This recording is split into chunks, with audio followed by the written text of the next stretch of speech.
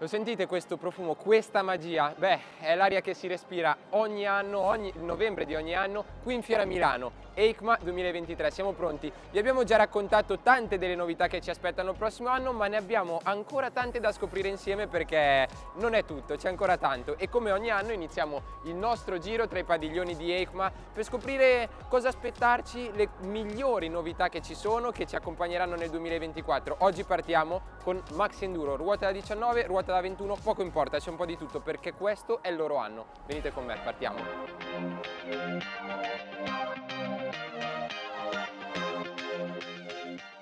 Primo stand di giornata, Ducati, perché andiamo sempre in ordine alfabetico. Tra tutte le novità che ci sono partiamo da quella più interessante per chi ama il fuoristrada, quello vero, Desert X Rally.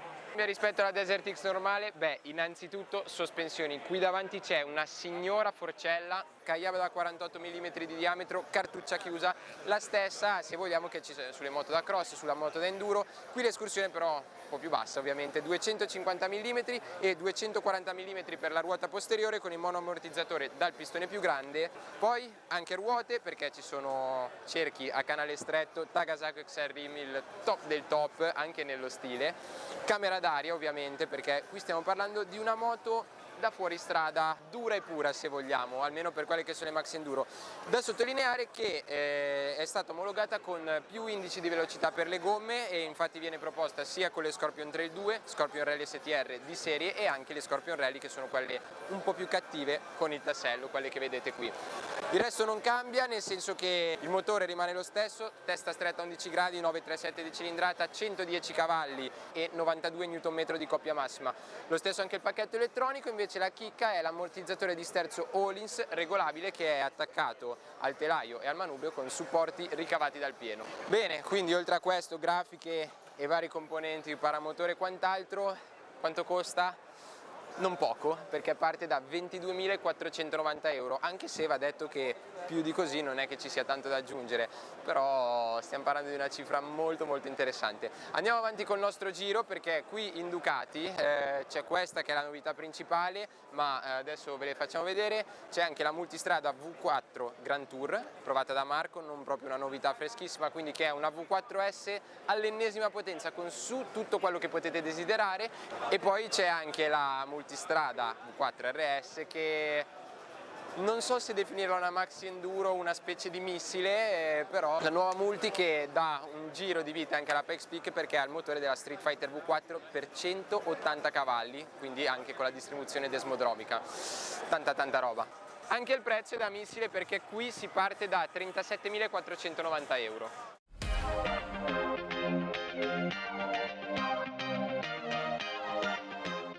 Honda, beh, novità ce ne sono un po', qua partiamo dalla regina. Africa Twin non cambia tantissimo sul modello standard rispetto all'anno scorso, almeno a quello che può essere un primo sguardo, perché viene ridisegnata la carena anteriore che diventa un po' più protettiva, ma soprattutto arrivano le ruote finalmente tubeless e una nuova versione ES che sta per Electronic Suspension, ovvero la versione con sospensioni elettroniche anche per il modello standard. Le altre novità che riguardano il motore ve le racconto invece un po' più in qua, dove c'è l'Adventure Sport, il vero cambiamento della famiglia Africa Twin, perché allora lato motore su entrambe le moto arrivano 7 Nm in più di coppia per una serie di componenti del motore che vengono riviste, ma soprattutto il cambio di CT è stato ricalibrato e anche un nuovo sensore. Questo permette di una migliore gestione del gas per ridurre al minimo l'effetto on-off e migliorare la fluidità diciamo di erogazione nelle manovre a bassa velocità. Le novità invece dell'Adventure Sport, abbiamo detto che questa viene rivoluzionata, beh finalmente per alcuni si sdoppia dalla versione standard adottando la ruota da 19, cosa che è stata chiesta tante volte a Honda e che finalmente è arrivata. Unico appunto però la ruota da 19 è da 110 perché quella posteriore rimane da 18 pollici, per non cambiare il forcellone hanno preferito tenere la ruota da 150. Bisognerà vedere come andrà, è sicuramente una soluzione che la renderà molto svelta, magari un po' meno appoggio in curva, però presto per dirlo. Altre novità, beh, la più importante, la carena anteriore che qui è stata veramente rivisitata e diventa molto più larga per proteggere meglio in autostrada, che per una Globetrotter direi che ci sta.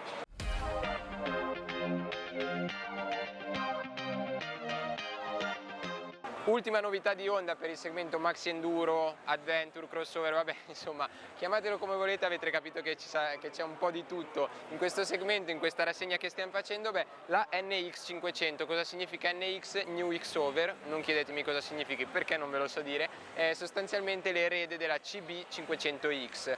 Cosa cambia? Beh, l'estetica completamente diversa, completamente rinnovata, e poi arriva un nuovo set di ruote che pesa 1,5 kg in meno rispetto a quello della versione precedente. Questo promette delle accelerazioni con un po' più di brio, con un motore con un po' più di carattere, perché rimane uguale, bicilindrico in linea che già conosciamo, 48 cavalli, 35 kW, che permette alla NX 500 di essere guidata con patente a 2 senza bisogno di depotenziamento.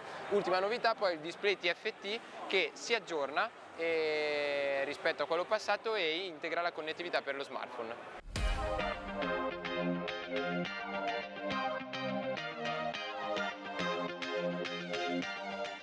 Stand Cove c'è un po' di casino perché abbiamo beccato la conferenza stampa proprio in questo momento, però dai, ve le devo far vedere queste qui, le 800X. Si era visto il prototipo l'anno scorso, la Super Adventure sempre 800, quest'anno diciamo che tutto quello che di buono abbiamo visto si è concretizzato, anzi si è evoluto in 3 versioni, perché c'è la Rally, l'Adventure Pro e l'Adventure Standard. Partiamo dalla Rally che vedete dal parafango alto.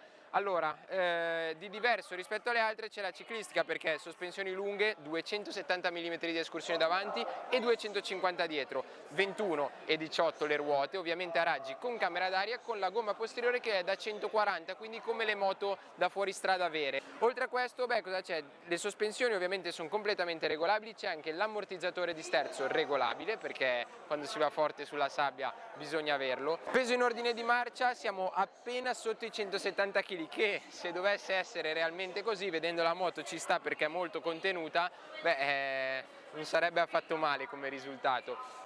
Lo dico perché il motore comunque, nonostante questo, nonostante anche le dimensioni della moto, è un signor motore 799 cm3, un bicilindrico in linea, sembra molto simile a quello di KTM anche come misure di alesaggio e corsa, però in questo caso ha 95,2 cavalli. Ora ci spostiamo sull'Adventure, 95,2 cavalli per 80 Nm di coppia, è un po' più stradale, mantiene comunque delle misure di ciclistica molto fuoristradistiche, perché abbiamo la forcella anteriore, tra l'altro Kayaba, completamente regolabile anche in questo caso da 240 mm di escursione, come sono 240 mm per la ruota posteriore di escursione, e qui il motore viene confermato, c'è un cavallino in più, siamo nell'ordine dei 96, aumenta un po' il peso che è appena sotto i 190 kg in ordine di marcia, perché comunque le ruote sono tubeless con raggi tangenziali, tra l'altro questa qui dietro monta gomma da 150, gommata Pirelli Scorpion Rally STR, questa molto più raffinata nella dotazione, pacchetto elettronico, anche ci sono sicuramente le mappature, c'è il portapacchi, in questo caso l'Adventure rispetto a questa qui è un po' meno raffinata, sospensioni che non sono Kayaba, 210 mm di escursione davanti e per la ruota posteriore, gomme che non sono Pirelli, però la moto di base rimane questa. Non si sanno ancora i prezzi, ma tenendo conto rispetto a quello che abbiamo sentito l'anno scorso, dovrebbe essere molto concorrenziale. Se a questo ci aggiungiamo dei valori, soprattutto di peso, che sono molto interessanti, beh, staremo a vedere quando arriverà sul mercato.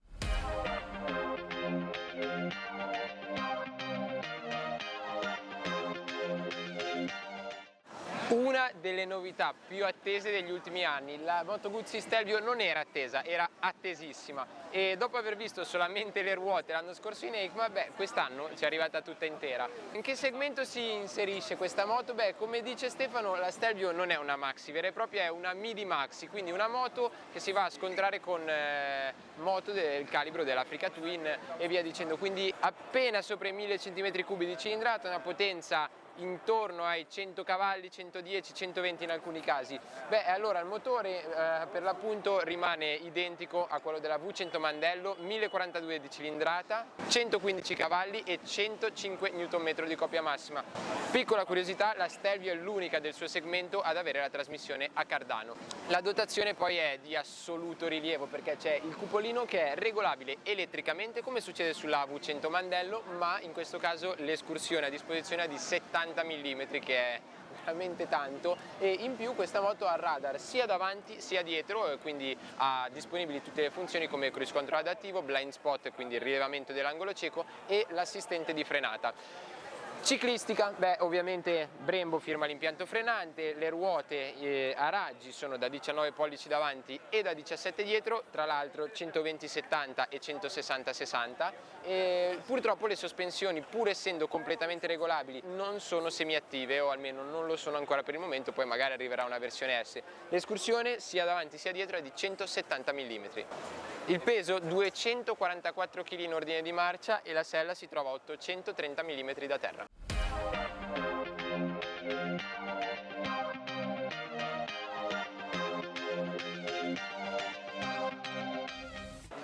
Stand Moto Morini, qua novità veramente interessante, X-Cape 1200. Partiamo dal motore V2 corsa corta, figlio dell'ingegner Franco Lambertini. Allora, la particolarità di questo motore cos'è? La V, che non è a 90 gradi come succede solitamente su questa tipologia di motori, ma è a 87 gradi, una piccola particolarità. Motore da 1187 cm3 da più di 125 cavalli dichiarati, e già omologato Euro 5+, quindi super moderno, già pronto per la nuova omologazione. Per quello che è la moto invece, allora, lato ciclistico non abbiamo molte informazioni per quanto riguarda anche peso e altro. Quello che posso dirvi è che, ad esempio, l'impianto frenante è Brembo, quindi grande qualità ma molto raffinata in generale, tant'è che ci sono anche le ruote 19-17 a raggi centrali, però tubeless, è una cosa non proprio scontata, soprattutto di questi tempi. L'estetica è ereditata, almeno in quelle che sono le forme e la disposizione delle sovrastrutture, dall'Escape 650, ma di quello che abbiamo detto della ciclistica e anche di come si può vedere adesso, la qualità è sicuramente superiore. È un progetto che sembra molto raffinato, anche il display TFT ha una nuova grafica molto più completa, e in più questa moto qui possiamo già dirvi che ha 4 mappe motore e anche l'IMU, la piattaforma inerziale, che permette, anche consente la presenza del cornering ABS. Stand MV Augusta, e siamo qua per una moto che in realtà abbiamo già conosciuto, prima si chiamava LXP 9.5, adesso si chiama LXP Edi Orioli. Sono cambiate un po' di cose in questo periodo in MV, o comunque stanno cambiando un po' di cose. Questa moto però hanno deciso comunque di lanciarla sul mercato, sarà lanciata in un'edizione limitata di soli 500 esemplari, e conferma quasi del tutto la dotazione tecnica e anche accessoria che abbiamo visto sul modello che era in fiera l'anno scorso. Che cosa cambia? In primis cambiano le ruote, che in questo caso sono molto intelligenti, tra l'altro, perché sono XL, quindi il top del top, raggi centrali, quindi ruote da fuoristrada, ma sono tubeless, niente camera d'aria. Qui un bel tocco premium come solo MV sa fare. Le sospensioni però non sono più elettroniche come erano state presentate in principio, ma sono meccaniche, comunque completamente regolabili, ovviamente avviamento keyless. Il motore invece resta confermato 930, il 3 cilindri MV, che in questo caso ha 124 cavalli. Il prezzo non è ancora stato dichiarato, ma verrà dichiarato a breve, e le consegne, a detta di MV, inizieranno nel primo trimestre del 2024.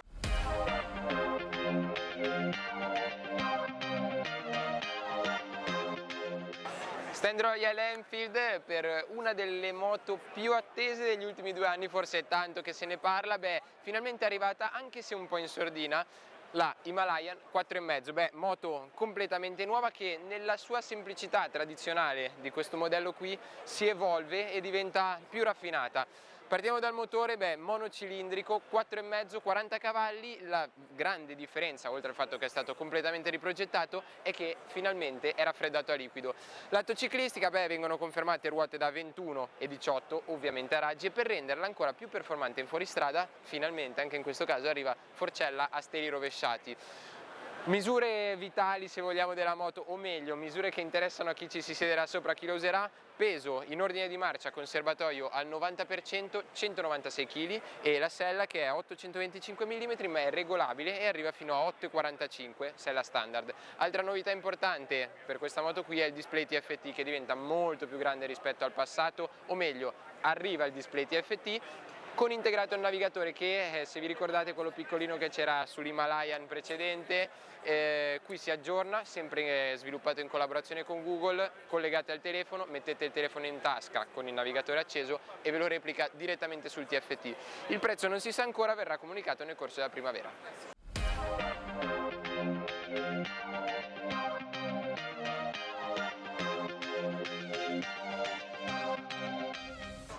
Stand Suzuki, beh, qui volendo da raccontare ce ne sarebbe tanto, ma non oggi, ci torniamo i prossimi giorni. Oggi passaggio molto veloce per la V-Strom 800 SE, già uscita la prova, la trovate qui in alto, abbiamo già raccontato tutto.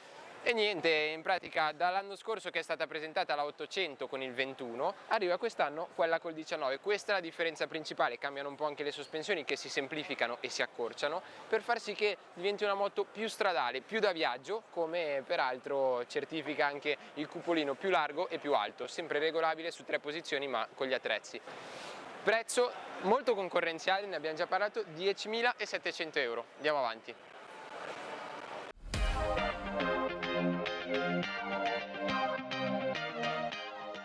Stand Triumph, e qui c'è un po' più di casino negli altri padiglioni perché c'è tanta attenzione per loro. Le nuove 900 sono 3 versioni, lo sapete già, GT, GT Pro e Rally Pro.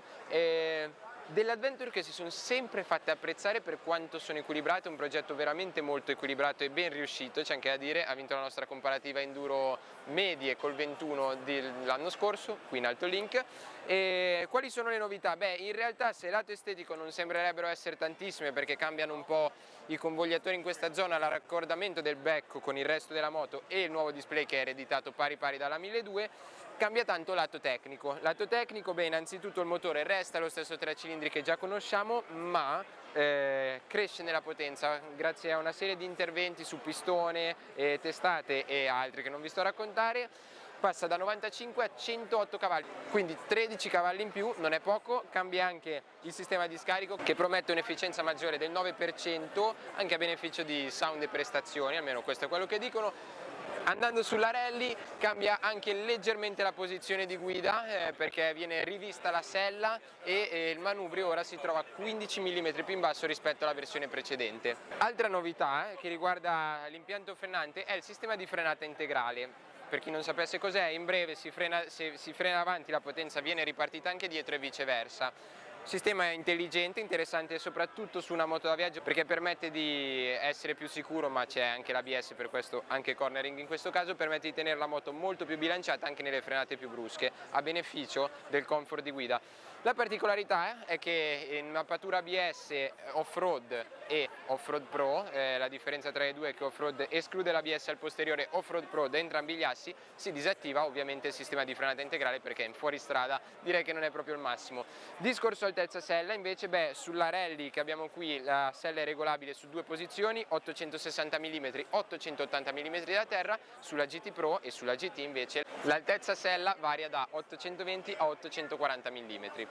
Prezzi: la GT, che è la porta d'ingresso senza sospensioni elettroniche, cosa che invece ha la GT Pro, parte da 14.795 euro, la GT Pro invece da 16.595 euro e la Rally Pro, quella più ricca con le sospensioni anche se manuali molto più raffinate, parte da 17.495 euro.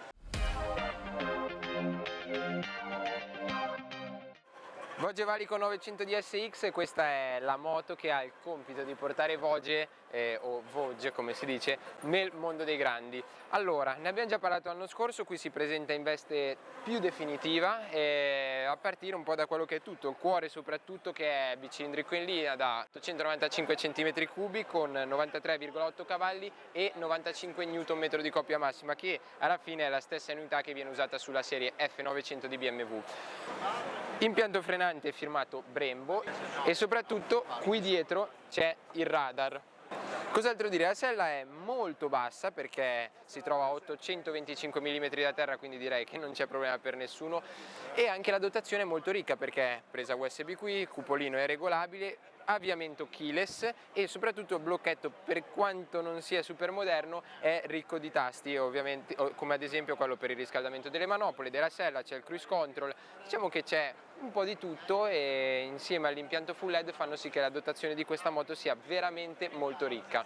Adesso il prezzo non è ancora stato reso noto, ma possiamo aspettarci che, trattandosi di un brand cinese come molti altri, sarà sicuramente concorrenziale. Adesso andiamo avanti col nostro giro.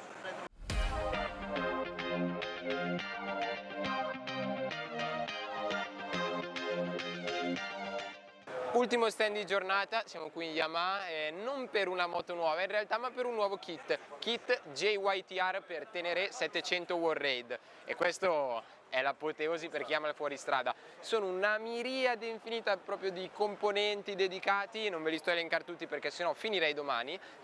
Specifico innanzitutto che il kit non è omologato per uso stradale, è solamente sviluppato per un utilizzo agonistico, per fare i rally. Poi insomma fate un po' quello che volete nel caso. Vi dico le cose principali. Allora, prima di tutto forcella Kayaba Technical Touch, quindi il top del top, cartuccia chiusa 48 mm di diametro e steli con trattamento DLC, l'escursione di 270 mm, quindi siamo ai livelli di una moto da rally in tutto e per tutto. Le ruote passano da quelle standard alle XL blu, ovviamente con camera d'aria, se volete qui ci stanno anche le mousse alla perfezione, e poi arriva anche la parte posteriore del serbatoio. Per un totale si arriva a 36,7 litri se non sbaglio di capacità totale, quindi potete andare fin dove volete. Altra cosa, arriva la mappatura e lo scarico, ovviamente scatalizzato a Krapovic, che aumentano la potenza del modello di serie di 9 cavalli. Tra l'altro non c'è neanche più il contachilometri classico, il display, perché c'è la torretta di navigazione vera e propria. Se decideste di optare per queste qui, che di meglio non trovate per una Max Enduro, sappiate però che dovete cambiare anche le piastre perché hanno un diametro maggiore. Il prezzo, tra l'altro adesso che mi appoggio anche pedane che sono infinite con i pin intercambiabili, sono veramente enormi, e il prezzo non lo sappiamo ancora, ma guardando la quantità di roba che c'è sopra, passando anche per i coperchi qui sul motore carter, direi che non sarà sicuramente economico. Giorno 1 finito, vi abbiamo raccontato quelle che almeno secondo noi sono le migliori Max Enduro presenti qui a EICMA 2023. Fateci sapere qui sotto nei commenti cosa ne pensate, quale vi è piaciuta di più, oppure se avreste voluto vederne qualcuna che magari non c'è, qualsiasi cosa anche per approfondimenti e tutto quello che volete, come al solito siamo a vostra completa disposizione qui sotto nei commenti. Ci vediamo domani.